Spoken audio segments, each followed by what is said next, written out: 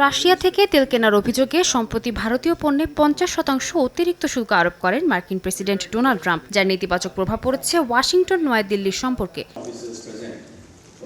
দুই দেশের বাণিজ্যিক সম্পর্কে টানাপোড়েনের মধ্যে রোববার জাতির উদ্দেশ্যে ভাষণ দেন ভারতের প্রধানমন্ত্রী নরেন্দ্র মোদী। বলেন, বিদেশি পণ্যের পরিবর্তে স্থানীয় উৎপাদনকে অগ্রাধিকার দিতে হবে। তার দাবি, আমদানি নির্ভরতা কাটাতে পারলেই অর্থনীতির ভিত্তি মজবুত হবে। আমাদের পণ্যের গুণমান ভারতের পরিচয় হয়ে উঠুক এবং ভারতের গর্ব বৃদ্ধি করুক, এই লক্ষ্য নিয়ে আমাদের কাজ করতে হবে। মোদির দাবি, প্রতিদিন ব্যবহার হওয়া বহু পণ্য বিদেশি, অথচ মানুষ তা জানেও না। মোদি দোকানদারদেরও আহ্বান জানিয়েছেন স্থানীয় পণ্য বিক্রিতে অগ্রাধিকার দিতে। তার ভাষণের পর স্বদেশি প্রচার কার্যত আন্দোলনের রূপ নিয়েছে। তার সমর্থকরা এর মধ্যে ম্যাকডোনাল্ডস, পেপসি আর অ্যাপলের মতো মার্কিন ব্র্যান্ড বয়কটের ডাক দিয়েছেন। ভারতীয় বাজারে যেসব বিদেশি ব্র্যান্ড ছড়িয়ে পড়েছে সেগুলোকেই এখন টার্গেট করা হচ্ছে।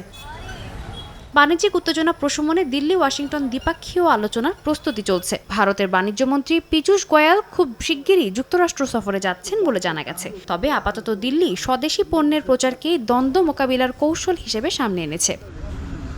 সাদিয়া তাসনিম, সময় সংবাদ।